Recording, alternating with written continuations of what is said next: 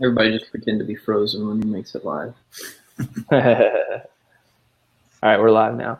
All right, guys, welcome in to Front Office Sports and Old Hat. We're doing a great webinar here for you this afternoon for the next hour. We're going to be talking improving engagement with students. My name is Adam White. I'll be hosting the webinar. I'm joined by Zach Logsdon, who's going to be the founder of Old Hat, as well as Brian Hicks from Xavier, and then Chris Pelludat from Purdue.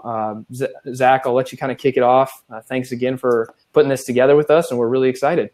Thank you, Adam.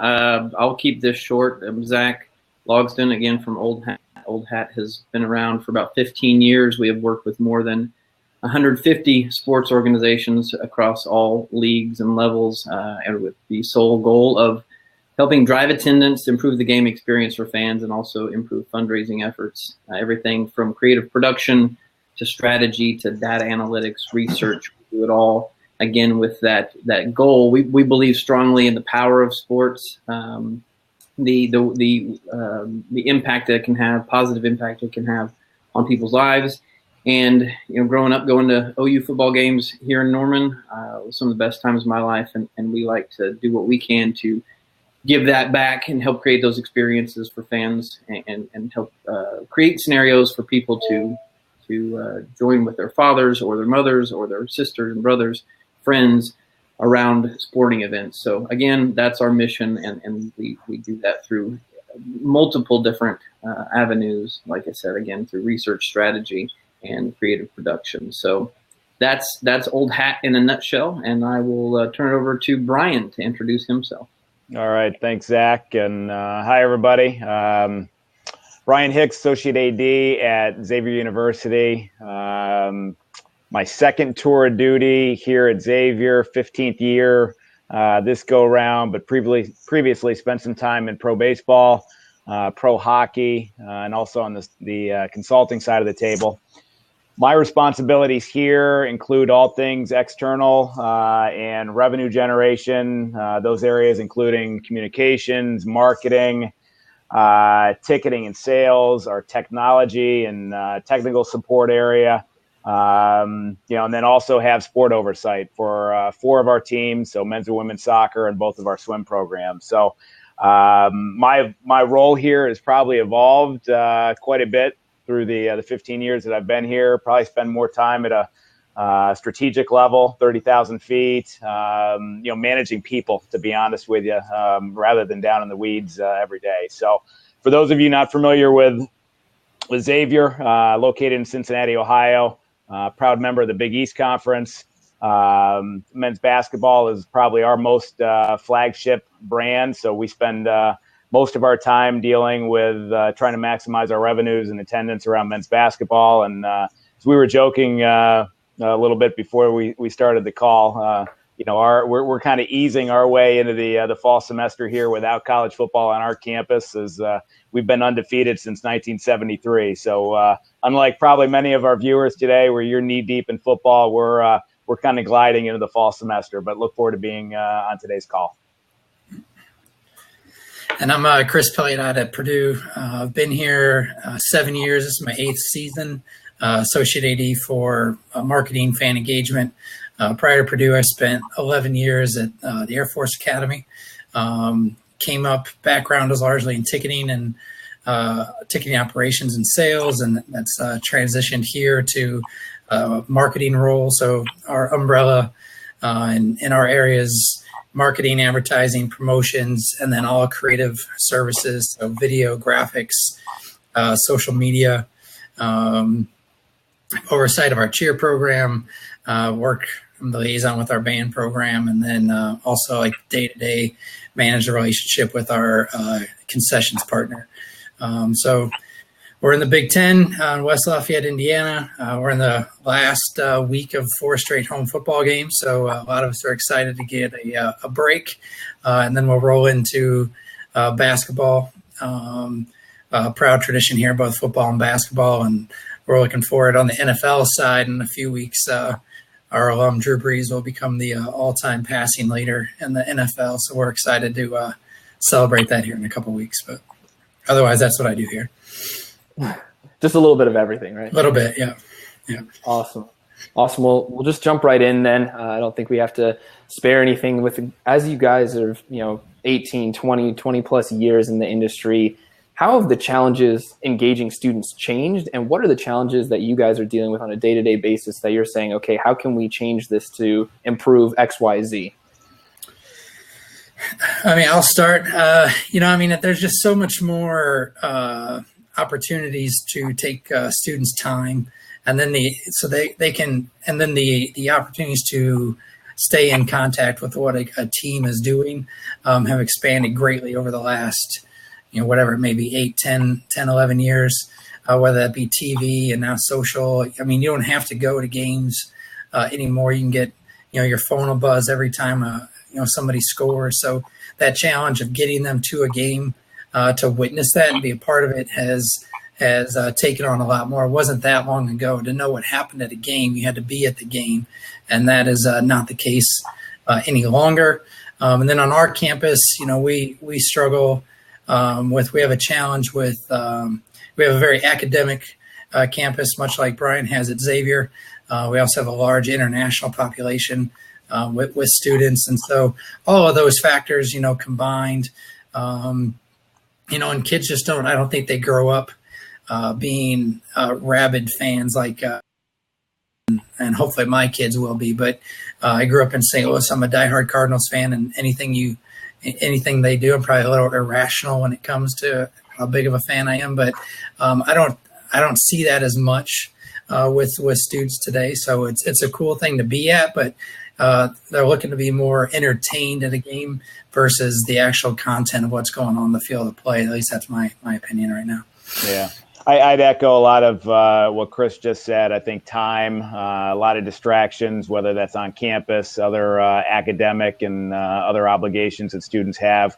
Here in Cincinnati, being in a major metropolitan area, I think has its pluses and minuses. I think that just adds to other opportunities for students to get involved, and maybe when they do have some free time to get involved, and they've got a lot of different options where to do that. So beyond that, time just for our marketing staff, we're probably not built with some of the same resources that other schools may have. So just the time to create and execute, given some of the other really day-to-day obligations that we have as marketing professionals, I think that can also cut into some of the engagement that we might like to have with our students. So also just coordinating with our coaches. I think that's a big thing where I think about who our students want to get access to. It's many times our head coaches, and we need them to be willing to participate in engagement opportunities with students. But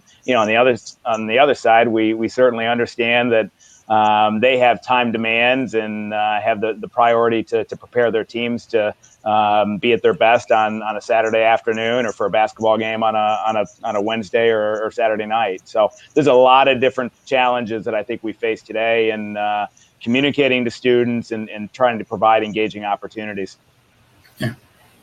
I'll underscore a little bit of what Chris said. Just when I was in school, the football stadium was the place to be on Saturdays, and now for students, the place to be is wherever they happen to be at the time, because everything they need is in the palm of their hands. So he also mentioned it's more about the experience and not so much the product on the field. I think that is very true. There's no generation probably that cares less about the product on the field than what we have in our universities now. They are about the experience. The winning and losing is ancillary. The product on the field or the court is ancillary. It's about making the stadiums and arenas the place to be again. That's the key, because, like I said, currently they have everything at their fingertips. Yeah, and I know we're talking about improving engagements with students. Now, how do you guys define engagement with students, right? Is it them attending a game? Is it them interacting with you on social? I know Chris had mentioned that they can, see the mention or follow it on Twitter or whatever it may be. Is that an engagement for you guys? Like, what is that high level strategy? Are you looking for a 360-degree engagement, or are you looking for specific, I'm trying to drive them to the game? I mean, my bottom line is, are they coming to the game? I mean, all that other stuff is nice, and we want that. I mean, we want our stuff viewed on social media, and we want people to interact, because anytime you can get engagement, that increases, hopefully that increases the affiliation to your program and your teams, and therefore they want to go to a game and be a part of that. But I mean, at the end of the day, I mean, we're running a business here, and revenue generation is a large part of what we're trying to do in order to support our student athletes. And so we need them to go. If we've got all 40,000 students following us on Twitter, but nobody comes to the game, my boss doesn't care about Twitter at that point. So ultimately, we want to create opportunities, like Brian said, and for them to get involved in our program. And if some of those are outside of the game itself, but ultimately we need them at the game while they're students, so that when they're not students, they become season ticket holders or donors or supporters in another fashion. So, I mean, that's the bottom line, at least at our place. Yeah, same at our place. Attendance is probably the most critical thing. We want butts and seats. We think that all other, things that we track, and they all kind of, are related to having people here. Fortunately, athletics is a big part of the culture on our campus, a big part of the student athlete or the student experience. So, but we still have some of the same challenges, whether it's with basketball or some of our Olympic sports. But it all boils down to trying to get them in our venues, as that's the most important metric that we track. I don't want to belabor the point, but in regards to I don't even like the term engagement. It's something that it seems like it's come up a lot. When I started the industry, nobody said fan engagement. It's something new, and we can say, look at all the engagement we're getting. But like you guys pointed out, unless people are showing up, what do I care if 100,000 people watch this video? That doesn't result in anything. And on my side of the business, on the corporate side, we can get lots of retweets and likes on something we post, but unless the phone's ringing and people are paying for our services, engagement doesn't do me any good, and there's no difference there. Yeah. Now, I know there's been a lot of different things, and a lot of different schools have, whatever agreements they have with their apparel partners. But how have you guys been able to leverage your apparel partners, a Nike and Adidas of the world, to help you guys create, fan engagement opportunities or engagement opportunities, or just unique things that students can interact with? I know there's people who do shirts, they'll do, different trips, things like that. Have you guys been leveraging them, and have they wanted to work with you? I'll start. We have a Spirit shirt program. We originally modeled it after what Notre Dame has done. Our merchandising rights on campus are exclusive with Follett bookstores. And so we've worked hand in hand with Nike and Follett to develop our X shirt program. We have our student booster group, which is called the Extreme Fans. They really manage it, along with Hannah Martin, who's on our staff as our director for marketing. And we're now in our 13th year. So they can come up with a theme. It's got a charitable component, and that shirt is available to our students and really our general fans. So it's been a good program. I'd like to do more on the apparel side. I mean, we're always, in terms of rewards and giveaways for our students, I think that's what sometimes will motivate them to get to games. And we've worked closely with Nike, but I think there's always room to grow. Yeah, I would echo Brian. We don't do a lot. We're a Nike school. From a student aspect, we don't do a lot with giveaways or include them in it. Largely, it's a cost issue. We have student groups. We have a student group for each of our four larger sports. So we don't have a one student group that kind of serves all of our teams. So men's basketball has the paint crew, and our football team has a group. So each of them, they have their own shirts each year. We work with them on design and themes, but we're not allowed to really pay their bills and do that for them. So we advise them and help them with stuff. But it's largely done on that level. But we work with our team store.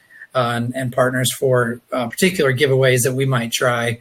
We do a T-shirt game in our basketball arena where we put 15,000 shirts out. So we do some of that, but I would say it's limited at best. And then the student groups kind of do their own thing.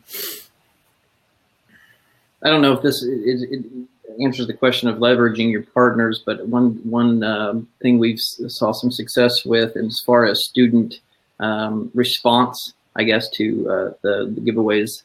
At UNC Greensboro a couple years ago, this was a trend at the time. They did a dabbing Spartan T-shirt, and they've done whatever the trend is at the time. A version of their mascot doing the dab or surfing or whatever it is, and it's kind of become a pretty popular way to where students are looking forward to whatever that new shirt is going to be. And they said that the dabbing Spartan was the most popular. They had to order more, and they never had so many requests. So something that kind of a twist on just doing your generic, whether it's the red zone is your student group or whatever, just a red zone T-shirt, doing kind of thinking more creative. Might have to spend a little bit more money to do it, but again, if you can get a partner to help pay for that, even better. I would argue, if I were talking to a Nike or Adidas, that there's no better use of dollars than to get your logo on shirts that students are wearing. For one, they're the trendsetters, and so everybody's looking to them. But also, this is a time in their lives where they're forming their brand loyalty. This is the age, people like my age. I already have my loyalties in place. But if you can give them a shirt at every other event that has your branding on it, that's something that will help create that brand loyalty for the corporate brands for hopefully a lifetime. To follow up to that, do you think giving away too much stuff can almost dilute what a giveaway is? If you're giving away something every single time, is there no more uniqueness to it? I think there's an aspect to that. I mean, you have to be careful with students. I mean, our most popular giveaway to students, honestly, is food. So I don't know if you can give away too much food, but food and T-shirts are the driver there. We don't do a lot of those giveaways at football. We don't have the budget to do anything that's significant. So we'll do some sunglasses. That's been very popular at football. But we're talking about a 2,000 piece giveaway or 2,500 maybe. I don't have a budget to do we seat 12,000 students for football. I don't have a budget to do 5 or a 10,000 piece giveaway. And then the same at basketball. We seat 5,000 students at basketball. So our giveaways are relatively limited when we do them. We do general public ones that are still small. Bobbleheads have been really popular, but we'll only do 2,000 of those at basketball. I don't do those at football because, again, 2,000 for 40,000 people or 50,000 people coming really just cause more headaches than people appreciate them. So we're probably fairly light on giveaways when it comes to students, food, and T-shirts. And then we've got them involved at basketball. We do a unique poster every year. So last year we did like a Rocky themed poster using our players, and we've done Star Wars and Top Gun and things in the past. And then we tie that into a food drive for the local community. And those have gone over really well the last 3 or 4 years. So, and we can print a lot of those because all we're doing is printing on paper. So those are the things that we've kind of focused on when it comes to giveaways for students. Yeah, same thing for us. I think we try to pick our spots. We're going to have probably 4 to 5 student giveaways during men's basketball. Of which our number is usually around 750. Most men's basketball game nights will have 1,000 to maybe 1,200 students in the building. Beyond that, soccer, volleyball, maybe a little bit of baseball in the spring. We're going to have a real limited quantity. Might be 100, but if it's something that we think will help generate some student support, we're going to do that. Obviously, food works. We had a men's soccer match last week, and we provided sub sandwiches from a local partner. So food, some other giveaways. We also have a loyalty rewards program. So if they hit certain attendance benchmarks throughout the year, then they're going to earn additional rewards. So try to tie it in and try to create that brand loyalty and get them to come out, across all of our different sports, our ticketed events and sports throughout the year. I think you have to be really careful, as you mentioned, Adam. Once you give, especially young people, something, they expect it, and so the second you take it away, they're like, "What?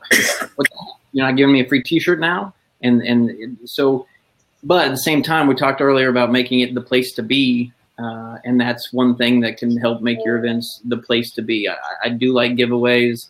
I've seen a lot of luck with giveaways to the student groups. I despise giveaways for season ticket holders and the older demographic. From the data we've looked at, it does nothing to increase attendance. I was talking to a friend at Arizona State the other day about the amount of money they pour into bobbleheads or whatever it is for giveaway items for adult fans. And they show up and they're like, "Oh, great, I got a bobblehead," but they see zero return across the board on all of that. So, with students, you're not a lot of times not charging them, making money off them anyway. It's more of the long-term investment.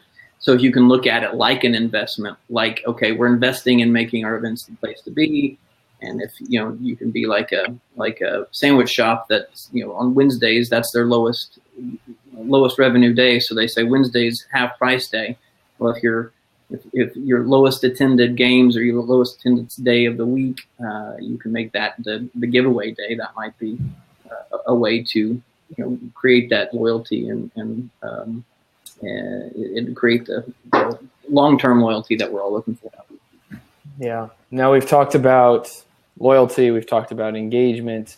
In terms of successful campaigns and also making sure that you're making it the place to be. We've seen, I went to school at Miami and they did smoke in the student section, right, and during the games, or, we just had a piece yesterday on SMU and how they built a 2-tiered party deck to bring the tailgate scene into their football stadium. Have you guys done anything different with unique spaces, unique engagements that you've built out specifically? And if you have you found some success, either football, basketball, or maybe some of the other sports?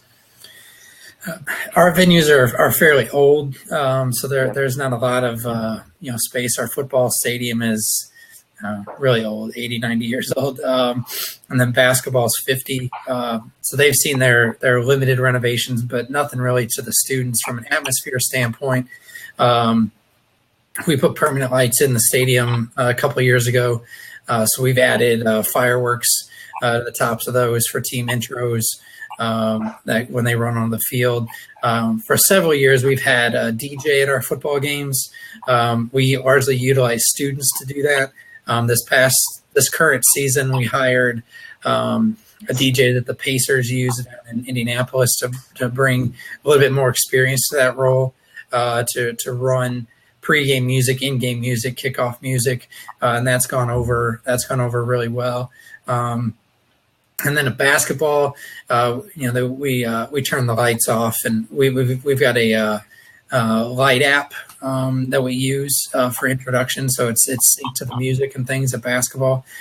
So that stuff is fun. But from our venue standpoint, there's not a lot of space within it to do anything terribly unique. And then our venues are really close, which are great, but it doesn't leave a lot of room on the exterior to do. We've had a lot of students want like a student tailgate space around our football stadium, but we just don't have the real estate to take space away from donors. So we've just tried to add game elements that are are attractive and bring some energy into the building. Yeah, same thing for us, really. In terms of building out a permanent space for our students, other than where they're sitting at, we haven't gone that route. Now, for our general fans in our basketball arena, we went through some renovations over the last couple of years, and we've tried to follow that professional sports model and build out some destination areas. Because like it or not, you've got a good percentage of your fans that may not be coming to the game. They care about, whether Xavier wins or loses. As much as I hate to say it, it's more of a social experience probably for certain demographics. So we've created, we've got a craft bar area in Cintas Center. Last year, we took there used to be a local watering hole that our students, from prior generations went to. That closed about 10 years ago, but the university held on to the original 70, 80-year-old cherry woodback bar that had been mothballed in storage. We took that, built out another bar in Cintas Center that, really resonates among probably some of our alumni that were students on Xavier's campus, 15 years and past. So yeah, we're trying to build out some of those destination areas that make it more of a social experience, but maybe nothing specific to a permanent build out for students. Now, we've done a hoopy hour, basically a spin on happy hour for students. We do serve beer in our athletic venues. Of course, you have to be of drinking age, but we work within our campus alcohol policy. But that's something that we've been fortunate to be able to provide those that want to make that part of their game experience. You think about your student section, you're always going to try to provide them with all the props, the big heads, the signs that they think they want to have to make that experience unique. You think about soccer, and soccer is a booming sport in our community. We've got an MLS team that's going to be starting next year. You think about that support group with the drums, the smoke, the signs. So we've tried to implement some of those activities into our soccer games. So I think it's always just trying to get creative and think outside of the box of what you can do to make that experience the very best it can be, no matter if it's a student all the way up to a 70-year-old that's been coming to your events for 40 years. At Old Hat, we have not actually built out an area for our students here, but I will say that's how they're recruiting millennial workers nowadays. You got to have a few ping pong tables. We did have an intern, and we gave him a desk, but that was about it. No, I do think there's something to be said for creating an area that is exclusive, even if it's all just perception. Smoke and mirrors. Make this the area that you're not allowed to come if you're not a student, and make them feel special, make them feel like that's, again, the place to be. And if you can create that area, as their area, probably more likely for them, if they see empty seats there, to try to bring people to it, because they don't want it to be there to be an appearance as if they're not, filling up the area that is designated for them. Yeah, and I think Chris made a good point about talking about donors and students and balancing the two when it comes to making sure that you're appeasing current donors, and then, potentially making sure that future donors are engaged or future season ticket holders are engaged. How do you find a balance between the two when you're trying to, drive engagement from the students, but you're also trying to make it a world-class experience for the people who may be footing the bills, buying the tickets, donating back to the university? Have you guys run into any challenges there, or do you have two specific different strategies when you're looking at students versus donors, or do you try and put together, more holistic, solution? And I think it's always got to be, you strive for the holistic solution, knowing that that's not always achievable. I mean, we focus on, we're always going to default back on probably more along the lines of the student to some aspect, because we relate that to the student athlete that's competing there. So when we get complaints about, it's too much music and we want the band more, those types of things that we get here quite a bit. We have a great band here at Purdue, long tradition, but we've tried to mix up the game a little bit more, need some more canned music, and some of that is that's both for our students in attendance and that's for our student athletes that are competing. So we try to do that. We don't.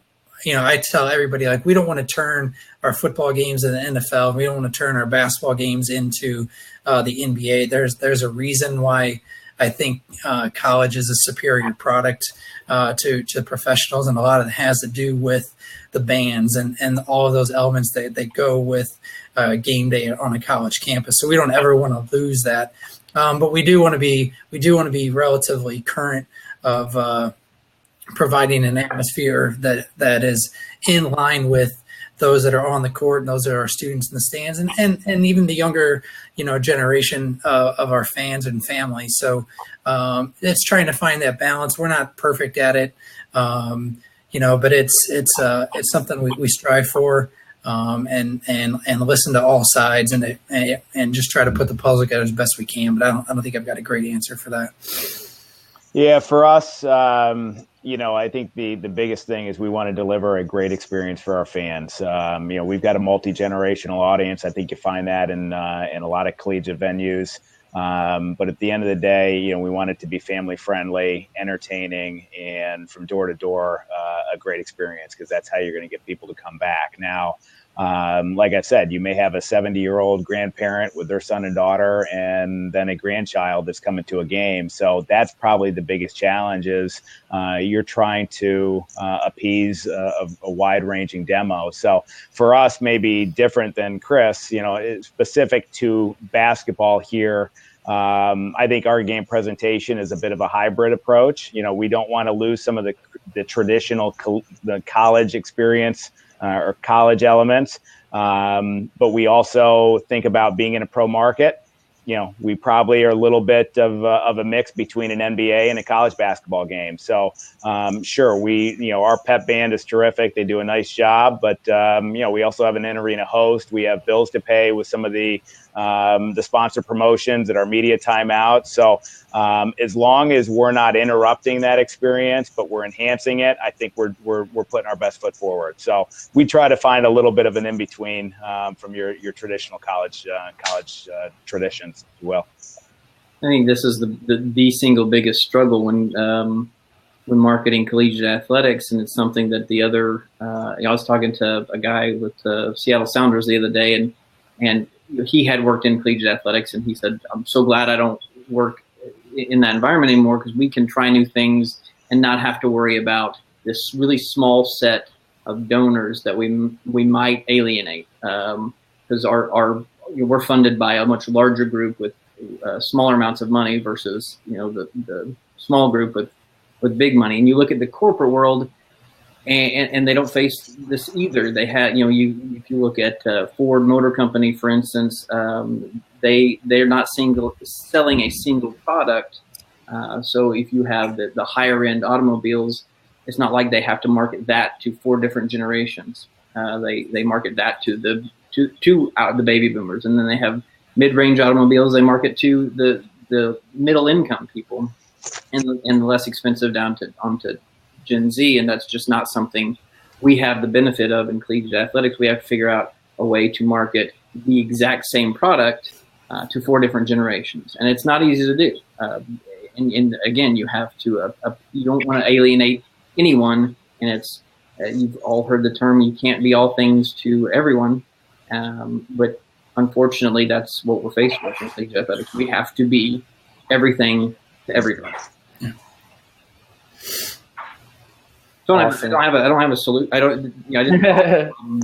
But definitely a challenge that is unique to collegiate athletics, I feel like.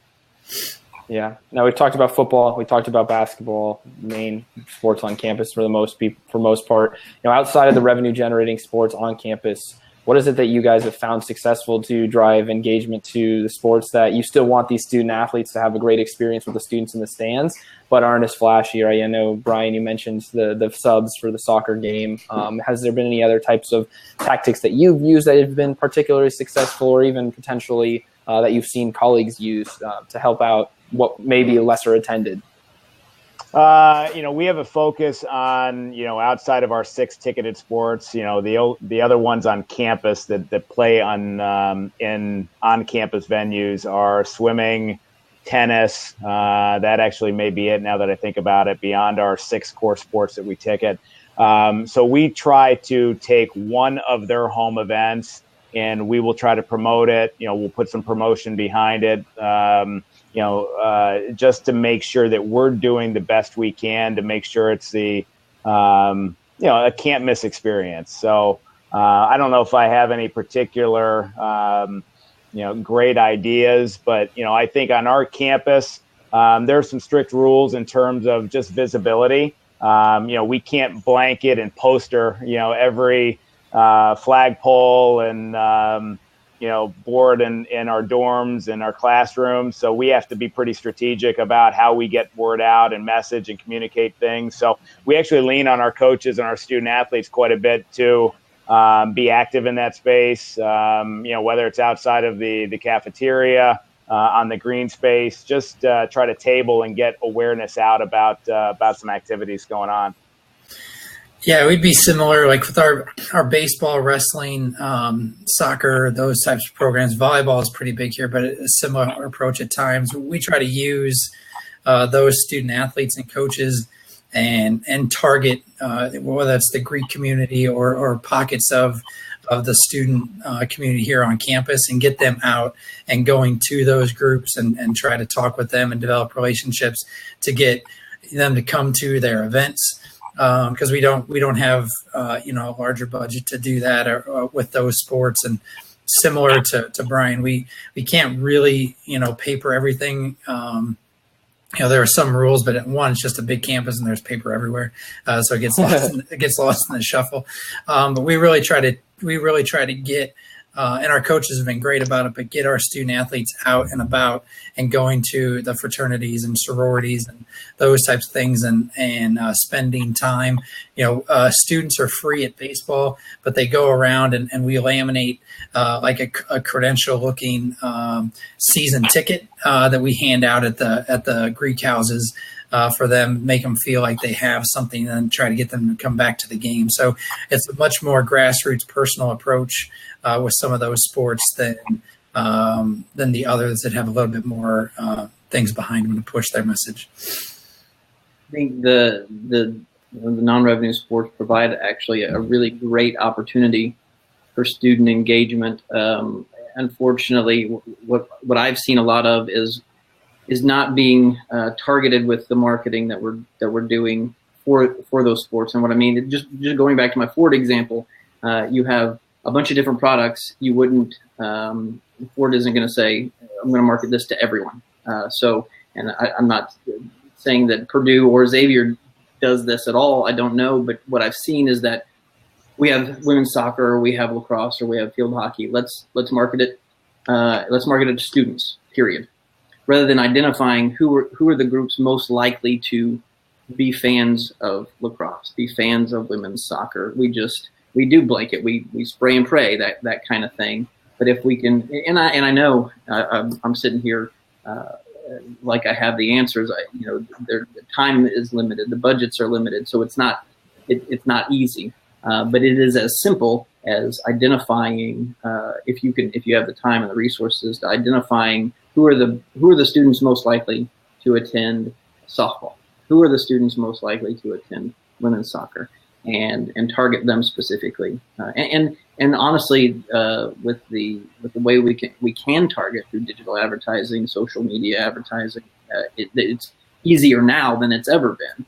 And I think because students want to be a part of something unique, they don't want to do what everybody's doing. They want to do what a select group of people are doing.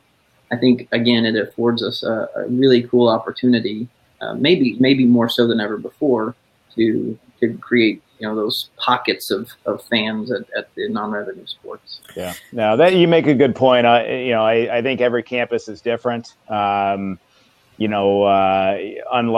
at Purdue and many larger schools, we don't have a Greek system here at Xavier.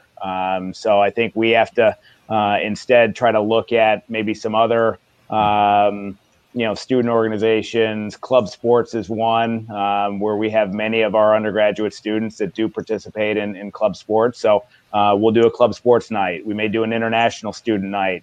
So I think, we only have, 4,500 or so undergraduate students, much smaller campus. So I think, you just have to be a little bit more strategic with how you're marketing to your students and realizing that every campus is unique.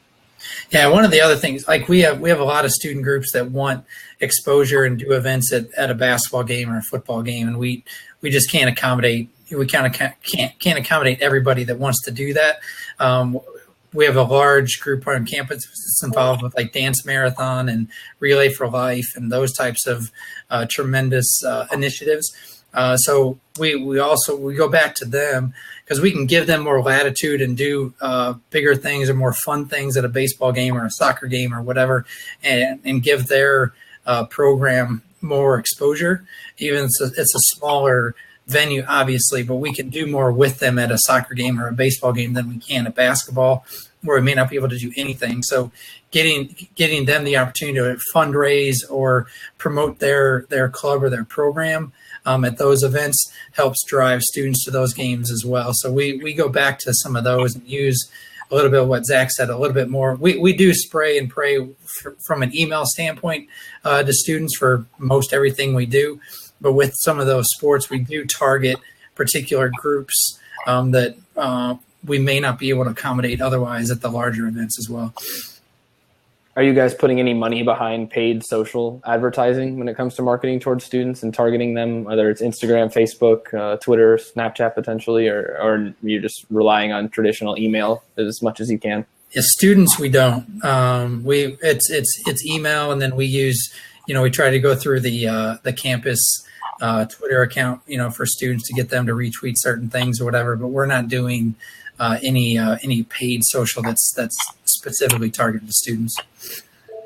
Yeah, same for us. We do a little bit of email. I find that students probably aren't opening email as frequently as I am. We will send a monthly e-newsletter to those that are members of our Extreme Fans, which is our student booster group. Beyond that, we'll do some open meetings throughout the year, try to give them some access to maybe an open practice with men's basketball, where that's a good platform to get some important messages and communications out to that group. Social, sure, we're pushing out content, primarily Instagram, Twitter for our students, and then utilizing the loyalty rewards platform that we have. We'll send out some push notifications. So those are some of the ways that we're communicating to our students.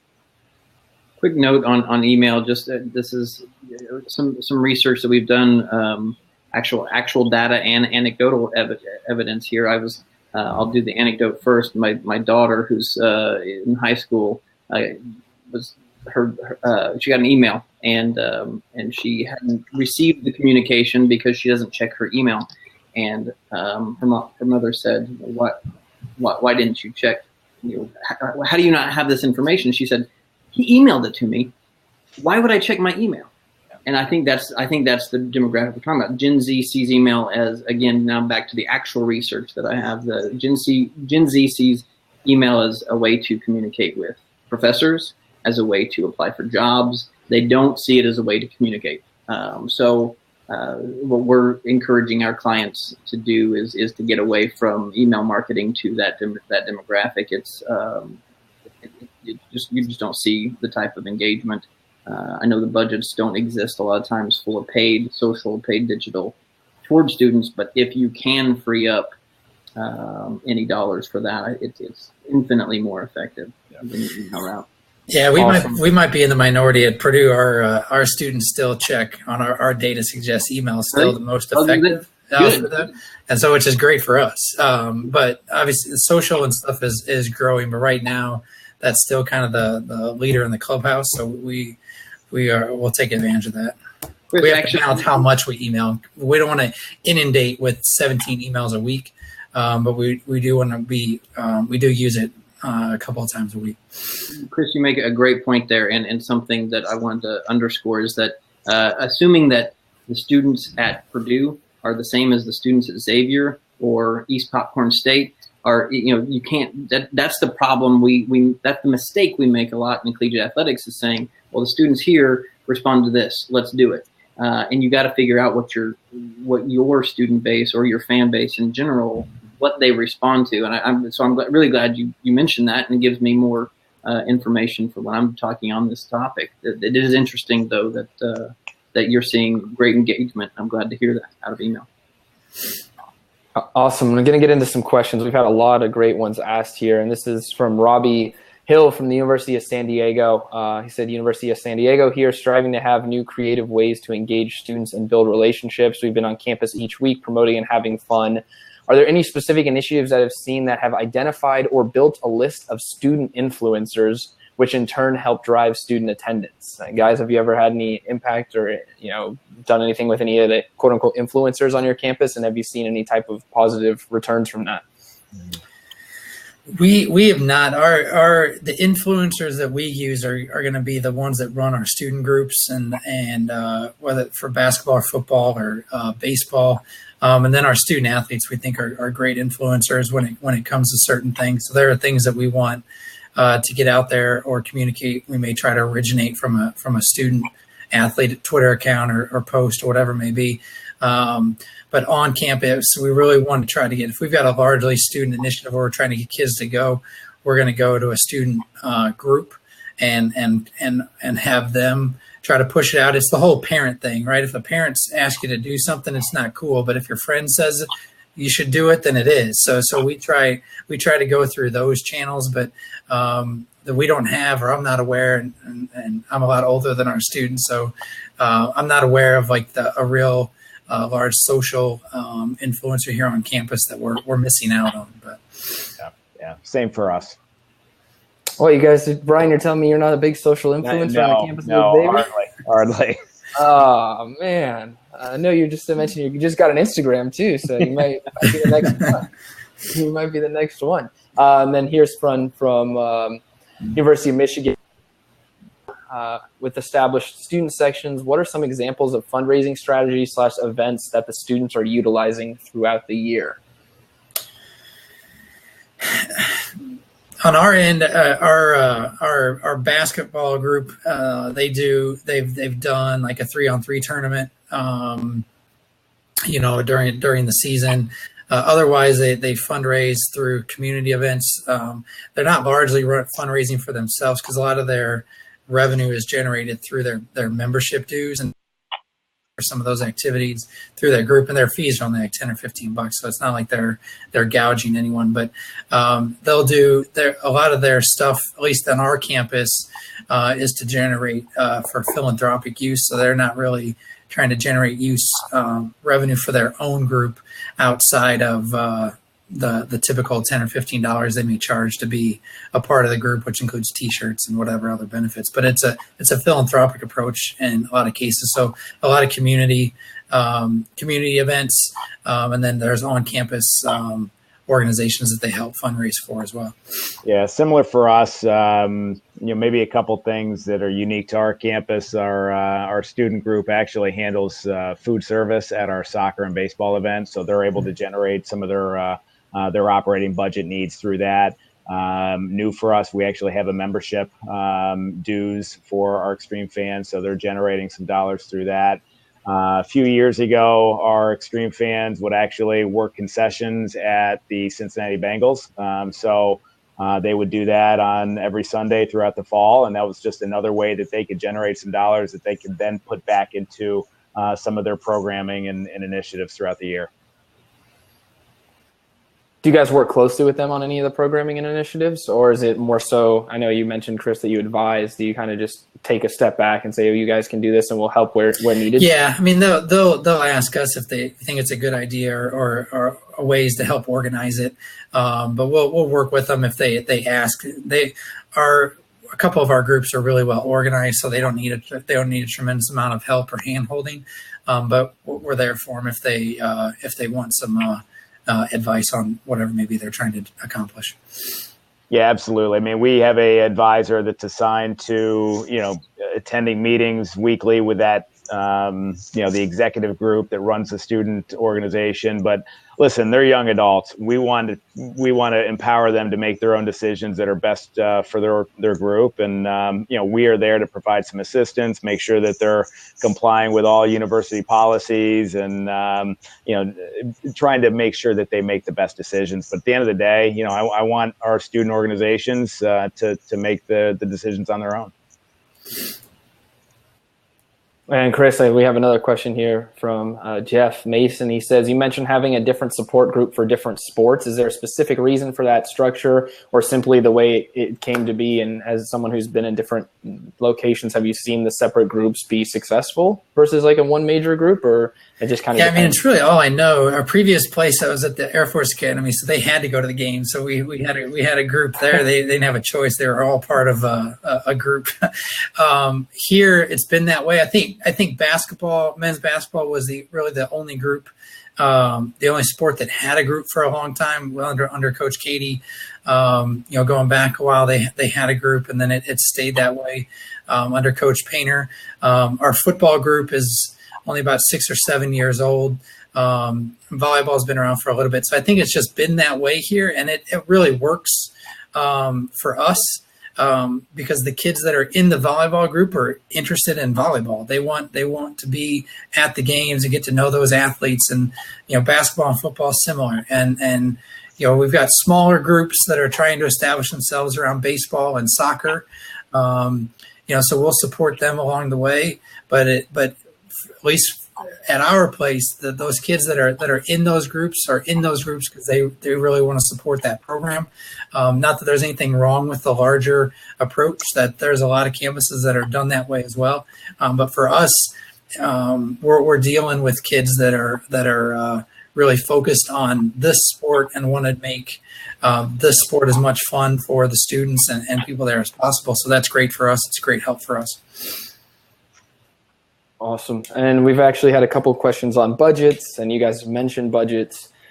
Across the board, if you had to do something for free or for the minimal amount of cost as possible, what is your go-to / most effective free thing to do and like least amount of cost? Besides traditional, like maybe email marketing, something outside the box. I'll that maybe pipe in here with something real quick. Just we talked about influencers earlier. I don't think that our influencers have to be the most well-known people on campus. I think they can just be people, and that's a free way to engage students, and they have in the palm of their hands a way to do to help market for you. So grabbing a group of 10, 12 diehard student fans of your programs and saying, hey, when you're on your way to the game, Facebook Live it or do an Instagram story and make sure it's video. That's what Gen Z responds to. And just have them film and document their entire trip to the game. And just so the rest of the students can see this person's going there. It doesn't. And you assume, well, if they're going, lots of other people are going. And so I don't know. I haven't necessarily seen that work. I think that based on our research, that would be something that would be engaging and may draw fans in if they see 10 or 12 different people from different areas all converging on the same place at the same time through video on Instagram. Yeah, we've used like Snapchat and stuff and we were talking yesterday about Instagram of just doing like a student takeover and letting them run our account. We've done it previously, like I said, with Snapchat, but we're looking to do that with Instagram, maybe as early as this weekend around our volleyball games. But from the student showing what it's like, to be there, get ready, go to the game, at the game. And then on a bigger scale, we're going to try to parlay that into basketball and, follow around our paint crew and put GoPros on them and put together a piece of like, this is what it is. This is our student section. This is the paint crew. This is why it's so much fun. And follow them through. They camp out. The basketball team generally comes and delivers dinner to them, but just getting it from their perspective. We're focusing a lot more on that view this year from a student standpoint of showing things, not only to students, but to our fans in general, the perspective from our students, because our students are really good, well behaved in almost every situation, and bring a lot of energy. And so we want to get that out there because we're proud of that. So we're looking hard into that for this year. Yeah, I don't know if I have a can't miss promotion or giveaway item, but what I would encourage you to do is try to work with your multimedia rights holder. If you have one on your campus, work with local restaurants. You might be able to work out some trade or just get some vouchers, coupons that they might be anxious to give you if that's going to drive traffic back to their store. So, for example, Chipotle recently, they gave us 100 gift cards. We'll give them out at an event here locally. So, if you can, try to do something in a trade fashion or try to minimize some of your expense, I think that's something I would encourage you to do. And like Chris mentioned, we do a camp out at least around a minimum of one of our men's basketball games each year, and we try to make sure our coaches and student athletes are part of that tradition on campus, deliver food. That just goes back to how athletics is very much part of the culture, the core student experience on our campus. We're fortunate that, our dorms, are basically right across the parking lot. That certainly helps on those noon Saturday games when students have been out all night long. So, we're blessed that we don't have to shuttle students from, off campus or from residents on campus to our venues. So that helps. So just, get out of the box, or, get outside the box in terms of your thinking, try to get creative. Live events and unique experiences, I think, really work best. Yeah, I think we'll touch on one more question here, and it's something that harkens back to the beginning. And Chris, you mentioned it. You have a larger international student body. I'm sure you've probably dealt with it. Brian and Zach, I'm sure you've had it. What are you guys doing to put together more of a multicultural, marketing effort to different types of students from different areas, from different backgrounds, from different ethnicities who may not be as familiar with football or basketball? Have you guys really ironed out what would like a multicultural push would look like for that? And are you guys having events, and have you found success with something like that? You can start, Brian, if you want. My answer will probably be counterintuitive to the question, but I'll let you go. Yeah, I guess I'll just say I don't know if we have a formal plan. We try to get involved with our student involvement and activities folks as much as we can. I don't know if we have the same international student population that Chris does on his campus now. Beyond international students, we have worked with the Hispanic Chamber of Commerce. There is a growing population in Southwest Ohio. So we have worked to try to get them to come to our events. Those are some of the activities that they're looking to have access to. So really around some of our Olympic sports, women's basketball, we've provided some tickets and opportunities to get certain populations and demographics to come to our events, which has worked out well. Yeah, for us, a few years ago, we really tried to focus on the international student community here and get them more engaged. And we did events when they would get on campus and try to explain football and get them. We would bring our football team out, and they would be able to throw the football around, those types of things. Try to educate them a little bit more. We tried that for a few years. Some years it worked really well, some years it didn't, and we could do the exact same thing from one year to the next, and it wouldn't work the next year because those students coming in, their knowledge level is literally zero, especially in regards to football in most cases. So what worked one year wouldn't work the next. And so while we were trying to do that and target those specific groups, whether it was internationals or Greeks or whatever it may be, we saw our student attendance decline overall. So about 4 years ago, we just decided hey, instead of trying to focus on this group of student or that group of student, we need to focus on our students and figure out what we need to get. Because I don't care if they're international or they're Greek or whoever it is coming to the game. We just want them to come to the game because we think the experience is fun. And with the international students, well, our issue was getting them to come to a game really wasn't the hard part. Get them to come to the second game was the hard part. So they would come and say, you know what, I've been to an American football game. I'm done. I've checked that box. And so getting that first one was not easy, but we could get them to come, but getting them to come back. And so we were seeing, as like a lot of people, a student attendance decline. So we really flipped a 180 about 4 years ago and just said we need to look at the student body in general and figure out what we need to do to make that experience better and more enticing for them to get our numbers back up. And fortunately, the last few years, we've been able to do that with some tweaks to the student ticket program that we've made here. So we tried it, but we've kind of gone away from that targeting approach when it comes to the student body. Awesome. Zach, anything else before we wrap up? I would just, my experience with is similar to Chris's. With international students, it's hard to get them to come to a second game. Most of the time, if our clients hire us to help them do things that eventually will hopefully result in a revenue increase, and so any student engagements we do are focused around building long-term loyalty, getting the fans. Creating that long-term loyalty so they become season ticket holders, become donors. And because you don't see that with international students, that has not been an area that we have focused on heavily. For that reason, it doesn't mean we don't want international students there. It means that if you're going to spend dollars on creating strategies to increase student attendance, you're going to do it around the types of students that are going to be coming, for year after year after year. And the nature of international students, they come, they go to college, and then they many times return to where they're from. So not much valuable to add there. Awesome.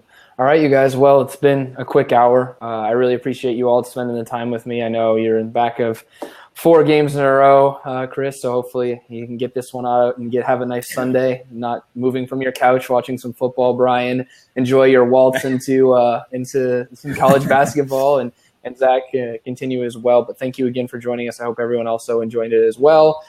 Again, if you didn't make it or you want to watch it, we'll be able to send out a link to you guys here in the next couple hours. And if you happen to have any questions or the link doesn't come through, feel free to follow up with me directly, and we'd be happy to pass it on. Again, thank you so much, and we'll call it a day. Thanks, everyone. Thanks, Adam.